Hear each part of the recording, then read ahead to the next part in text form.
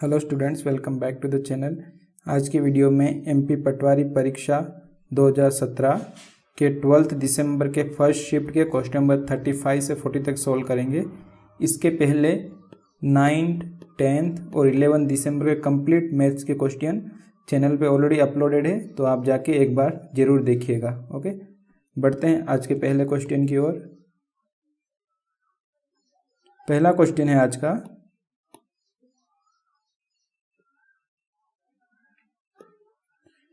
Desikan was born on Saturday, November 9, 2002. What will be the day of the week on his birthday in 2008? देसिकन का जन्म शनिवार 9 नवंबर 2002 को हुआ था। 2008 में उसके जन्मदिन पर सप्ताह का कौन सा दिन होगा? बेसिकली कितने साल हुए हैं वो लिख लेते हैं पहले से। 2002 से 2003 आएगा, 2004 आएगा, 2005 आएगा, 2006, 2007 और 2008। तो 9 नवंबर 2002। तो एक बात आपको पता होगी कि एक साल में एक दिन बढ़ता है। मतलब सपोज 1 जनवरी 2021 को मंडे है, तो 1 जनवरी 2022 को क्या आएगा? Tuesday, right. और लीप ईयर में ये दो दिन बढ़ जाता है, मतलब वेडनेसडे आ जाएगा मंडे से, अगर 2021 लीप ईयर रहता तो। ओके, तो उसी के बेसिस पे इसको कैलकुलेट करेंगे। तो 2003 तो साधारण वर्ष है, तो यहाँ एक दिन बढ़ेगा। अब 2004 लीप ईयर है, मतलब फरवरी 29 दिन की, तो यहाँ एक साल में 2 दिन बढ़ेंगे। वही 2005 फिर साधारण वर्ष है, 2006 भी साधारण वर्ष है, 2007 भी साधारण वर्ष है, और 2008 लीप ईयर है। और 2008 को इसलिए काउंट कर रहे हैं क्योंकि नवंबर 2008 में उसका जन्मदिन होगा, राइट। अगर फरवरी से पहले होता तो इसी का एक दिन ही काउंट होता, राइट। आई होप आपको समझ में आया होगा ये। अभी इसमें टोटल दिन गिन लेते हैं। 1 + 2 + 3 + 4, ओके, तो ये 5 हो गए, और ये 6 और ये 7 और 8 हो गए। 2 2 4 और 4 8। अगर 9 नवंबर को सैटरडे था तो इससे 8 दिन आगे बढ़ा लेते हैं, राइट। सैटरडे, और अगले 7 दिन आगे बढ़ाने पे फिर से सैटरडे आ जाएगा, और एक दिन बचेगा। 8 / 7 करेंगे तो, राइट, एक रिमाइंडर आएगा, तो एक दिन और बढ़ा लेंगे, तो ये हो जाएगा Sunday, right. Sunday is the answer. I hope आपको समझ में आया होगा। ये बहुत ही आसान क्वेश्चन है। बेसिकली थोड़ा समझने की ज़रूरत है कि एक साधारण वर्ष में एक दिन बढ़ता है, और अगर लीप ईयर है तो उसमें 2 दिन बढ़ते हैं, राइट। बढ़ते हैं अगले क्वेश्चन की ओर। अगला क्वेश्चन है, Ravi sold an article for ₹460 and got a profit of 15%. The selling price for getting a 20% profit should be। Ravi ने 460 रुपये में एक अनुच्छेद बेचा एवं 15% का लाभ प्राप्त किया। 20% लाभ प्राप्त करने के लिए बिक्री की कीमत होनी चाहिए। सबसे पहले जो क्वेश्चन में दिया गया है उसको लिख लेते हैं। तो यहाँ पे सेलिंग प्राइस क्या दी गई है? सेलिंग प्राइस दी गई है 460 रुपये, राइट। और प्रॉफिट परसेंट कितना हो रहा है उसको? 15% का प्रॉफिट परसेंट हो रहा है। और क्वेश्चन में बताया गया है कि अगर उसको 20% का लाभ करना है तो कितने में बेचना पड़ेगा। तो यहाँ से कॉस्ट प्राइस निकल जाएगी। तो कॉस्ट प्राइस का फार्मूला है 100 / 100 ± प्रॉफिट या लॉस इंटू सेलिंग प्राइस। इसमें जब वैल्यू डालेंगे इधर, तो 100, 15% का प्रॉफिट हो रहा है तो नीचे 115 हो जाएगा, राइट। और सेलिंग प्राइस है 460, ओके। अभी इसको कैंसिल करेंगे तो ये 20 बार जाएगा 5 से, और ये 23 बार जाएगा, तो ये 1 बार जाएगा, और ये 20 बार जाएगा। कॉस्ट प्राइस कितनी आ गई? 400 रुपये, राइट। 20 × 20 400 होता है। अभी और क्वेश्चन में क्या दिया है कि अगर इसको 20% का लाभ प्राप्त करना हो, ये तो 15% का जब प्रॉफिट मिल रहा था तब के लिए कॉस्ट प्राइस काउंट की है। तो अगर 20% का प्रॉफिट प्राप्त करना हो तो क्या करना पड़ेगा? तो यही सेम फार्मूला अप्लाई कर देंगे।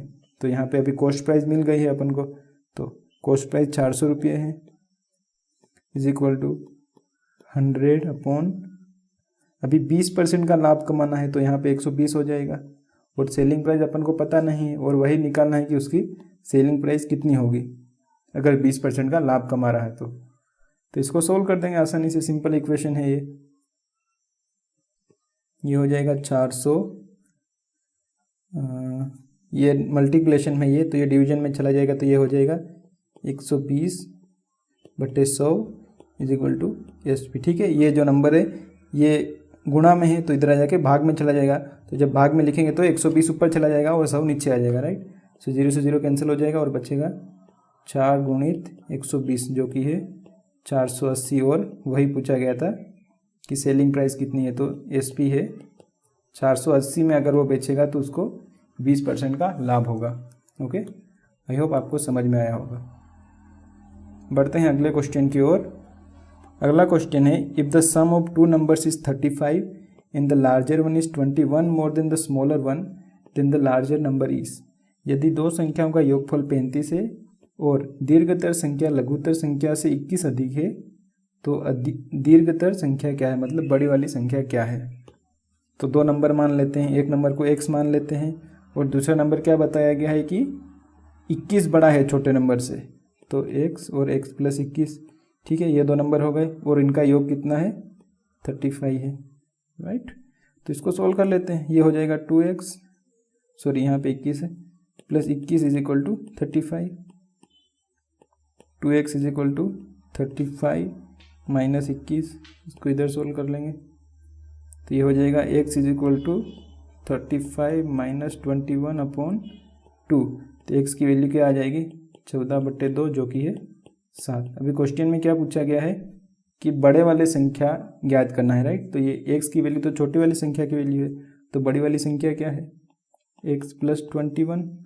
ठीक है, तो यहाँ पे 7 + 21 कर देंगे तो इसका आंसर आ जाएगा 28, राइट। आई होप आपको समझ में आया, बहुत ही आसान क्वेश्चन था ये वाला। बढ़ते हैं अगले क्वेश्चन की ओर। अगला क्वेश्चन है, which of the given numbers is arranged in increasing order. दी गई संख्याओं में कौन सी बढ़ते क्रम में व्यवस्थित है।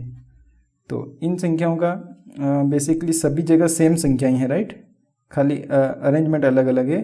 तो इस प्रकार के क्वेश्चन को सोल्व करने के लिए आप डायरेक्टली डिवाइड भी कर सकते हो इनको, पर वो थोड़ा टाइम कंज्यूमिंग है, इसलिए इसको LCM द्वारा करना ज़्यादा बेटर रहता है। तो इनका LCM लेके मैं बता देता हूँ कि कैसे सॉल्यूशन निकाला गया है, right.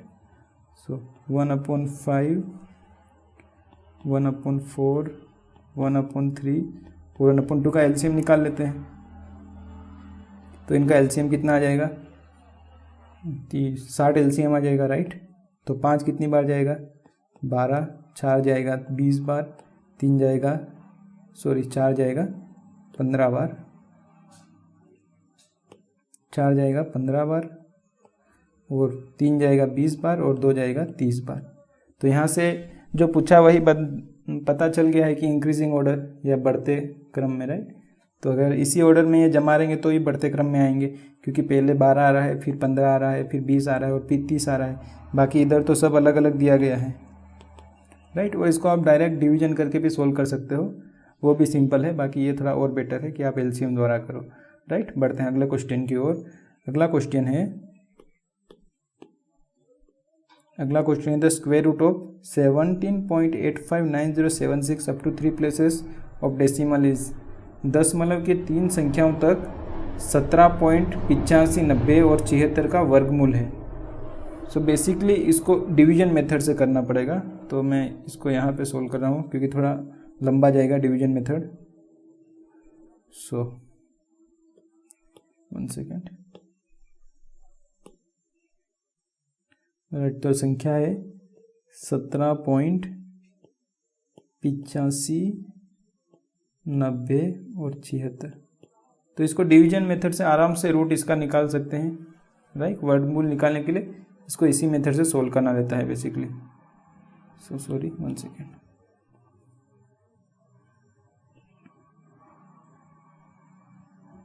Okay, so division method सबको पता होगा। यहाँ 4 का स्क्वायर चला जाएगा तो 4 4 आ जाएगा और यहाँ 16 आ जाएगा और सबसे पहले इनको दो दो को पेयर बनाना पड़ेगा, राइट, डिवीजन मेथड में।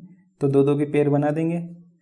तो आई होप आपको पता होगा ये सब। और 4 का स्क्वायर चला जाएगा यहाँ पे 16 बार, मतलब जो स्क्वायर लेंगे ना वो 17 से ज़्यादा नहीं होना चाहिए, इस संख्या से ज़्यादा नहीं होना चाहिए। इससे कम चल जाएगा, इससे बराबर चल जाएगा। तो 4 का स्क्वायर 16 होता है, तो 1 बचेगा और यहाँ पे आ जाएगा 8 और यहाँ पे स्पेस छोड़ देंगे तो ऊपर 4 आ जाएगा, राइट। अभी ऊपर से ये वाली संख्या उतारेंगे 85, तो यहाँ पॉइंट की जगह पे पॉइंट लग जाएगा ऊपर, राइट। अभी 185 में यहाँ कौन सी संख्या लेंगे, तो 2 लेना पड़ेगा, राइट। तो 82 हो जाएगा, तो ये हो जाएगा 164 और यहाँ पे स्पेस छोड़ देंगे तो ये हो जाएगा 164, राइट। और यहाँ से जब माइनस करेंगे तो बचेगा 1 और 2 और ऊपर से फिर 90 उतार लेंगे, राइट। तो यहाँ पे क्या आ जाएगा, 2 आ जाएगा, क्योंकि 2 यहाँ पे लिया था, इस जगह पे 2 लिया था, इसलिए ऊपर भी 2 आ गया। तो आंसर यहीं से दिख जाएगा एक्चुअली, क्योंकि 4 के बाद 0.2 केवल इसी में आ रहा है और बाकी तो सब अलग अलग दिया गया है। तो बेसिकली यहाँ तक सोल्व करने पर ही आपका आंसर आ जाएगा। बाकी अगर आप पूरा सोल्व करने से टाइम वेस्ट करना चाहते हो तो उससे कोई फ़ायदा होगा नहीं। और आई होप कि आपको ये डिवीजन मेथड सबको आती होगी, और अगर नहीं आती है तो मेरे को बताना, मैं चैनल पे वीडियो अपलोड कर दूंगा, क्योंकि ये बहुत इंपॉर्टेंट मेथड है और इसके बहुत सारे क्वेश्चन इनडायरेक्टली भी पूछे जाते हैं। ओके, बढ़ते हैं अगले क्वेश्चन की ओर।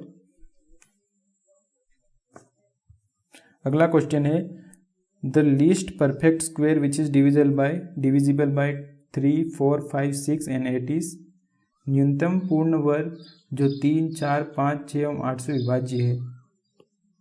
तो संख्याएं है 3, 4, 5, 6 और 8 से ऐसी संख्या, ऐसा न्यूनतम पूर्ण वर्ग जो इनसे विभाजित है। तो इसको फाइंड आउट करने के लिए सबसे पहले इनका एलसीएम ले लेंगे, राइट। तो एलसीएम लेके देखते हैं कितना आता है। 3, 4, 5, 6 और 8,